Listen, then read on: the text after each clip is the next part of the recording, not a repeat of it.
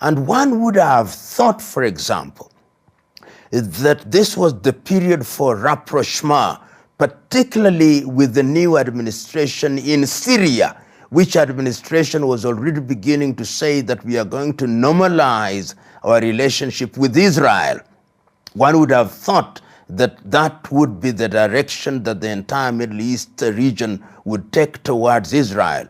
One would have thought, for example, that in the context of the negotiations between Iran and the United States of America, the Iranian administration would have been persuaded to recognize the state of Israel and to drop this approach where they said that they must wipe Israel off the face of the earth. The state of Israel is almost seen as a pariah state in that neighborhood, and that the only friend they have, real friend if you may, is the United States of America. The situation between Israel and Iran is one that poses very many questions and does not lend itself to easy answers, and in my view must be situated in the context of history. If you look at Iran, the Iran that we know now, we've got to go back to the 1920s when the Reza Pahlavi family became the dominating dynasty, until the Reza Pahlavi was removed in 1941 by the Allied powers, the British and the Soviet Union, for being not willing to do their bidding. But he was then succeeded by his son, Mohammad Shah Reza Pahlavi, who liberalized Iran in many ways and who was very compliant with the West. And of course, that then led to the emergence of the Ayatollahs, and culminating in the 1979 emergence of the Ayatollahs and the abolition of the Pahlavi dynasty. And something begins to happen at that time, because the Ayatollahs come in with a theocratic regime which clearly states that they do not recognize the state of Israel, and that in fact the state of Israel must be wiped off the surface of the earth. And they say that this Zionist regime must actually go. So that is the official stated position of the Iran regime, or the Tehran regime. And the fact that then they started enriching uranium, almost reaching weapon-grade enrichment, then raised alarm, particularly in the United States of America and in Israel. And the argument that is being put forth by the Netanyahu regime is that they have credible evidence, or that they had credible evidence that the Iranians had crossed the red line in terms of enrichment, and that they cannot allow the regime to have a nuclear weapon. It is instructive that at the time when the attack on Iran took place, there was a diplomatic effort, or there were diplomatic efforts which were being mediated in Saudi Arabia and within that particular environment, with a view to convincing the Iranians that they ought not to use the uranium for non-peaceful purposes. And to the casual observers, like all of us, we thought that they were going on very well. At least when you listen to the President of the United States of America, one took the view that the negotiations would give birth to a result which would be acceptable to all, and the International Atomic Energy was supervising. But for some reason, in what in the eyes of many appears to be a unilateral decision by the Israelis, but what we now know, had the nod of the United States of America, there is a conflagration which has resulted in a tit for tat and which is affecting populations. We have seen in the last one week the Israelis saying that they now have air domination over the whole of Tehran. We have seen the use of hypersonic missiles which have hit Tel Aviv and have hit Haifa. And for the first time, we see a disruption of normal life in Israel, which had not taken place during the conflict in Gaza, and even when the Houthis were launching their ballistic missiles from Yemen. The question is, should the world be worried? Yes, the world should be worried. The world should be worried because there is a powder keg. What one fears is that if indeed you are to hit some of the bunkers where the enriched uranium is stored, what would be the impact in terms of the pollution that would take place? Who else will be drawn into the conflict? Remember that the Tehran regime has a satellite or what one would call client organization that work with it or work for it. You talk about the Houthis, and that is in Yemen. You talk about the Hezbollah in Syria and in Lebanon. What will they do? And one can also not discount what is being heard in the grapevine, that the North Koreans have said, we are ready to help. The Chinese are also said to be said, we are ready to help, even if it is in a subterranean manner. And the United States of America thus far has not entered into the conflict directly, but we know that their military assets are moving closer and closer to the theater of war.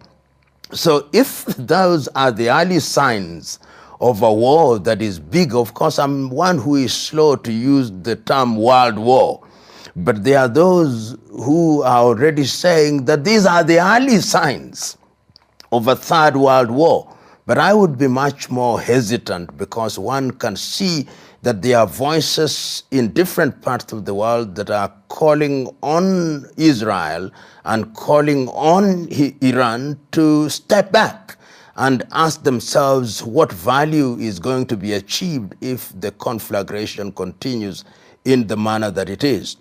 But as the saying goes, the jury is still out, there is a tit for tat, and there are internal contradictions, both in Israel and in Iran.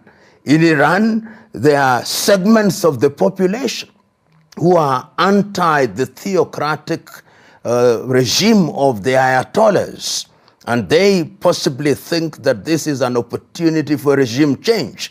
Within Israel, there are those who are fatigued that there is little economic activity that is taking place in different parts of Israel. We know that Ben Gurion Airport in Tel Aviv is almost out of commission or is under constant danger.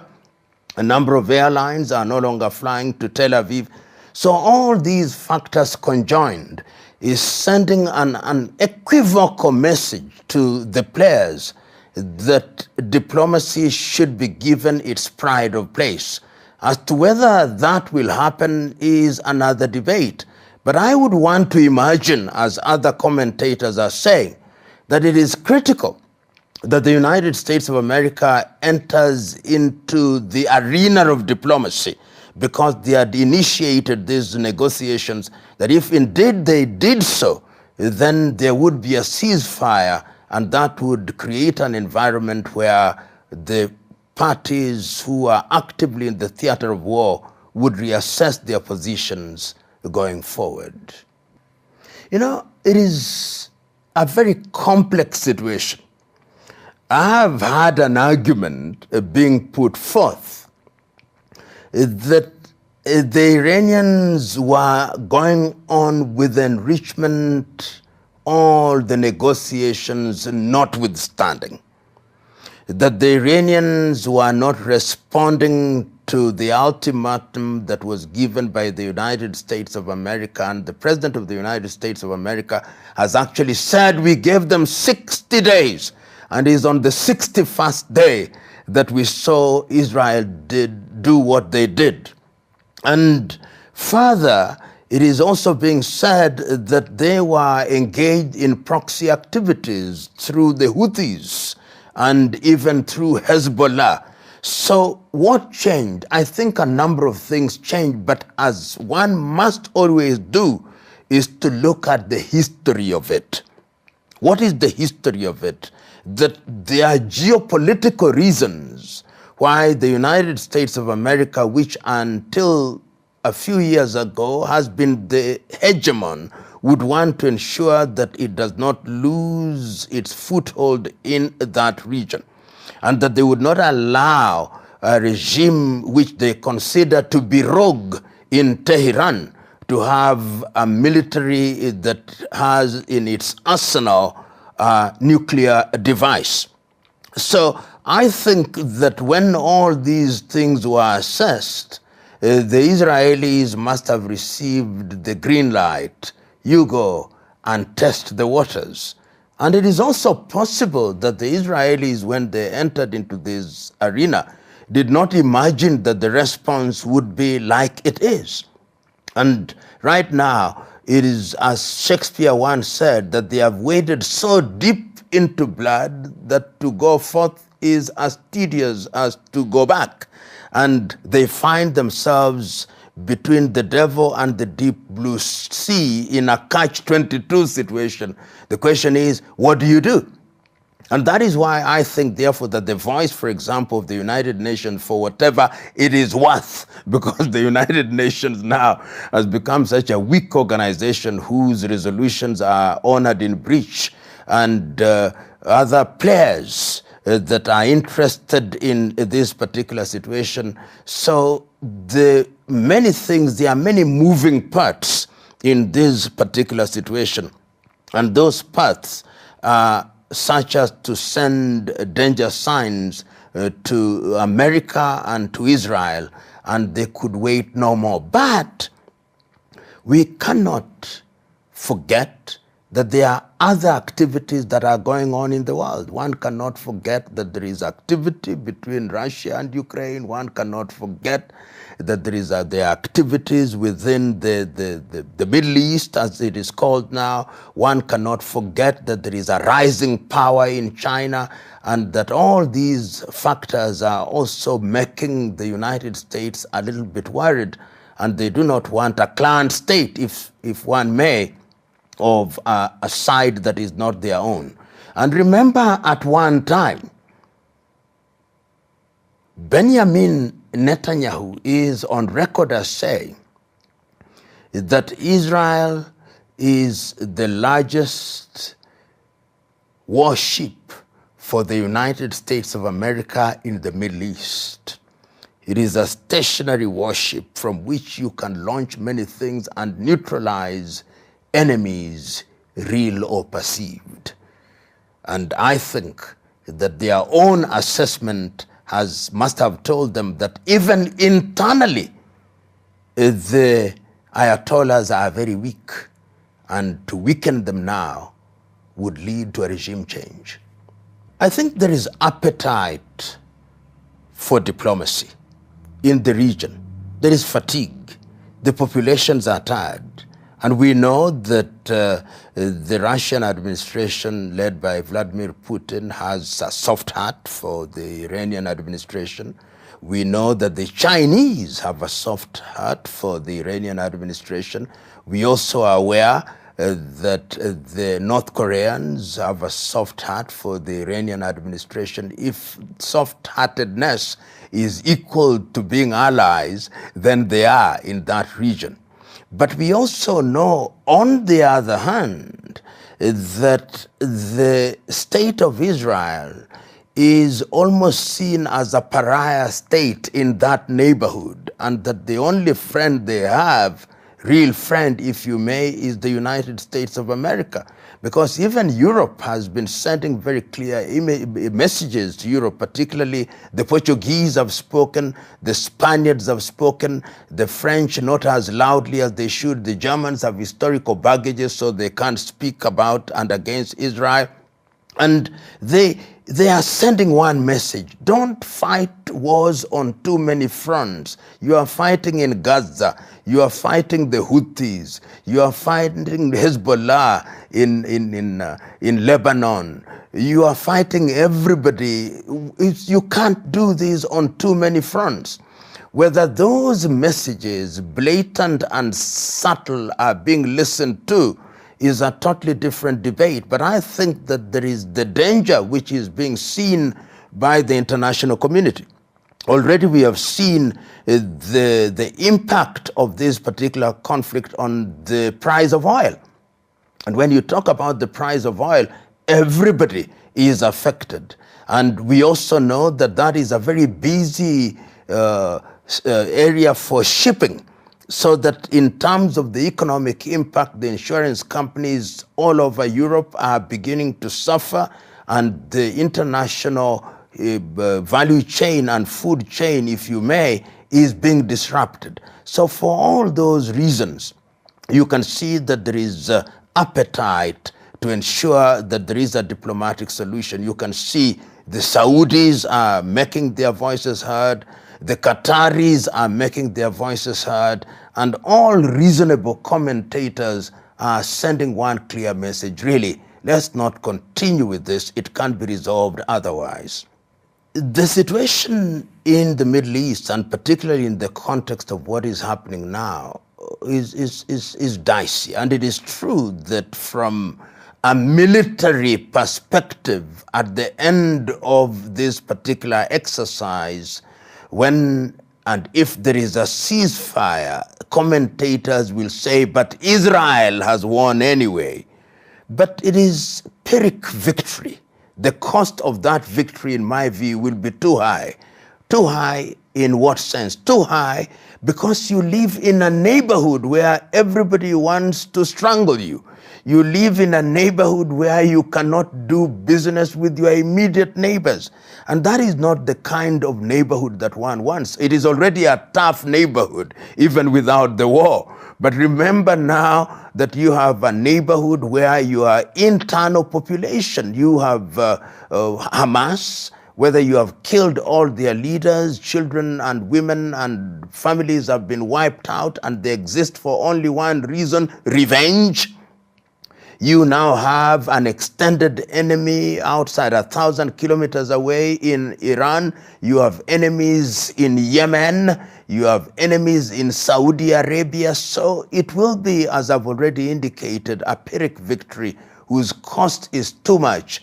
And one would have thought, for example, that this was the period for rapprochement, particularly with the new administration in Syria, which administration was already beginning to say that we are going to normalize our relationship with Israel. One would have thought that that would be the direction that the entire Middle East region would take towards Israel. One would have thought, for example, that in the context of the negotiations between Iran and the United States of America, the Iranian administration would have been persuaded to recognize the state of Israel and to drop this approach where they said that they must wipe Israel off the face of the earth.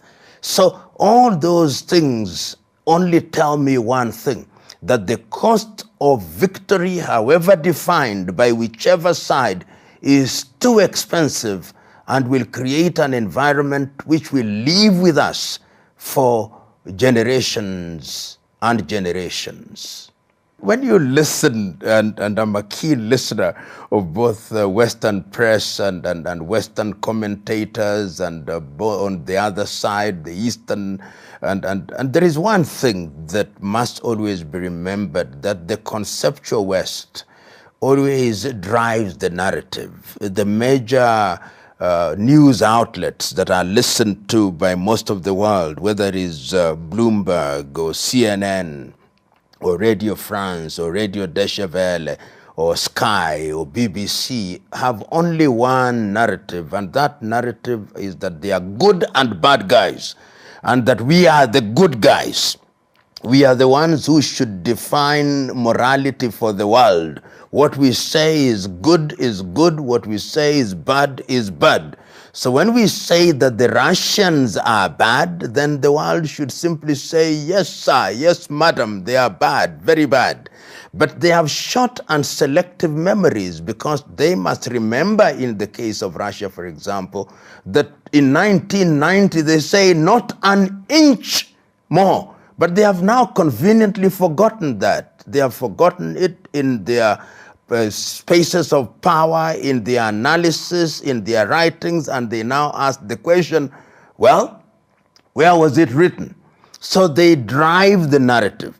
And it can no longer be denied, for example, that Ukraine is fighting a proxy war. We now know, and there is evidence to demonstrate, and we have listened to the British Prime Minister saying what he says and saying the kind of support that they are going to give it. We have seen the other European powers. Of course, the Romanians have stood out in rejecting what was happening, and they have said, we are supporting this administration.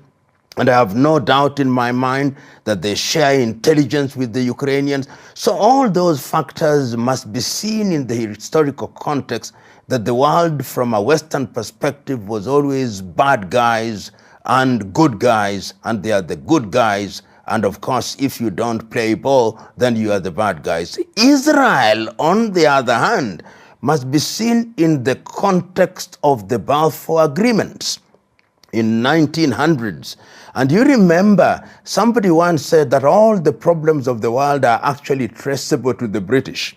When in 1948, the Israeli state as we know it was created, it would have been easier at that time to actually create two states, a Jewish state and a Palestinian state. But the decision was made that they were to create this Jewish state, and we know what happened with the Nakba. And after that, we know the activities that took place leading up to the Oslo Accords, where it was agreed that there would be a two-state solution. The two-state solution is no longer on the table. And Israel has been marketed and depicted as the bastion of democracy in what is otherwise an ocean of feudal monarchies and dictatorships. And therefore Europe, or rather Israel, is seen as this beloved country. And the Israelis themselves have not hesitated to go back to history and to go back to the Torah and say that we are chosen of God. And because we are chosen of God, we are different, we are unique. And because we are unique, we must be treated differently. And America, which has underwritten the state of Israel from its creation in 1948, has reinforced this, so that the Israelis actually believe that they are special. They believe that they can do no wrong. They believe that they are God-guided. So when you are dealing with the people who believe that they are undertaking a divine mission, then the first casualty is logic. And when logic has been sacrificed at the altar of mysticism, then your journey is very short, and your reasoning is also not given any space at all. Your reasoning has the chance of a snowball in hell, and that is where we find ourselves. And lastly, you must also remember that we are dealing with a Western world whose power and influence is diminishing. Like it or not, it may take many years, but the global South is awake, and that global South is saying that the time is now for us to be heard, and heard clearly. The demography of the world is changing. Europe is becoming older and older population, and they are scared. They are scared. That is from a Western perspective. If you ask many Africans, many in the African continent, they are casting their lot with Vladimir Putin. They are saying that Putin is simply using the same thing that the Israelis do, because the Israelis gave birth to this concept of preemptive defense. It is exactly the same thing that Putin said. I'm defending our country preemptively because if I don't, we will be attacked sooner rather than later. So the Israelis attacked Iran on the basis of preemptive defense. So, and Nelson Mandela put it very well at one time when he was confronted with this question. He says, these fellows, when they don't want you under your freedom fighter, they call you a terrorist. And yet, the truth is, all freedom fighters are labeled terrorists because the Western world long recognized if you want to kill a dog, you give it a bad name, then you proceed to kill it. So from where I sit, there is nothing that is happening that is bad from Russia. The only thing is we must agree. War is a bad thing. It is a bad thing because young men and women die. It is a bad thing because everybody suffers, both those who are wronged and those who have committed the wrong. So nobody really wants war. War is last resort. And if you ask any of these war generals, their preferred position is, let us never get to war. But don't listen too much. Let us not listen too much to Western analysts whose only agenda is defined by one thing. We are good, they are bad. And if we say they are bad, say yeah. And we say they are good, agree with us. That kind of approach has no place in the civilized world. You know, the Israeli conflict with Iran and the fact that there is a deafening silence from the West, and which is actually complicit, takes away their high moral stance that they had with regard to the war between Russia and Ukraine. The same arguments are no longer available to them. And in the last 1 week, when the Israelis have been jousting with the Iranians, you no longer hear as loudly as it was that the Russians are bombarding Kiev. In fact, the conflict between Russia and Ukraine is no longer occupy acres and acres of space in the newspapers as it was 2 weeks ago, because it has taken away the moral argument that the conceptual West had. And that is why you can see now they are a little bit slow to judge, or even if they are doing so, they are not doing it as loudly and as boldly as they were doing, which is good. It is good because it is creating an environment where, in fact, all combatants, all parties who are involved in conflict can be brought to the negotiating table. It is a bad route to take, but I think it is the route that has been taken. And sometimes there is a storm before the lull. I hope and pray that this storm between Iran and Israel is the storm that will create a lull which will lead to peace. Even if it is merely a modus vivendi where people live and let live without permanent peace, it will be good for the world to reassess and to reassess the institutions that were created after the World War II, to look at the UN Charter again, to look at the architecture of the United Nations again. I think for the first time since the World War II, all these institutions are being reassessed. The International Court of Justice, the International Criminal Court, all these are now under scrutiny, because it would appear to me that the 21st century and the conflicts that have arisen require different approaches going forward. We are fighting at a time where fights are not even, there are no men and women in boots on the ground. Drones have taken space. Ballistic missiles How do you prosecute this war? How do you deal with it in the context of the instruments that we have, which were created after World War II? Many questions, begging many answers, and it will take bold people, bold leadership at the political level to arrive at the desired destination. The question as to what could happen if the Ayatollahs are removed is one that does not lend itself to easy answers. But there are things that tell us how dangerous and how confused it could be. Look at Libya post-Gaddafi.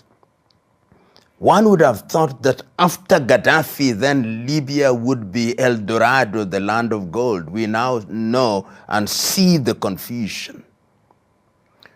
See Iraq after Saddam Hussein. One would have thought that after Saddam, you'd have a regime that responds to the West in the manner that the West wants.